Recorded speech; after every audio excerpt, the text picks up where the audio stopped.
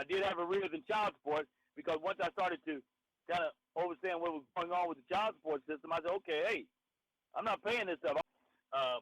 So one of the ladies, one of my baby mothers, I have 5 baby mamas and 10 children altogether. For those of you, and I'm not ashamed of none of this. I guess I'm, readily sharing it with you. And I take care of my children, by the way. But I did have arrears in child support because once I started to kind of understand what was going on with the child support system, I said, okay, hey, I'm not paying this stuff. I'm going to discharge it because I'm in violation by issuing Federal Reserve notes. Even when I was in court one time for child support, I demanded from the judge.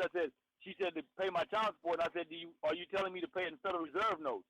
And she wouldn't answer it. I really wish I could have recorded some of my stuff back then because we went back and forth on a number of different exchanges saying, she said, pay your child support. I said, are you telling me to pay it in Federal Reserve notes?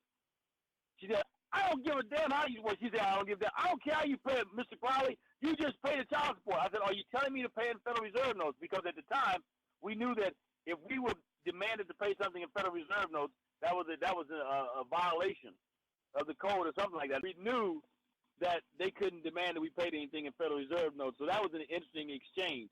But nevertheless, on with what I was talking about, one of the mothers received like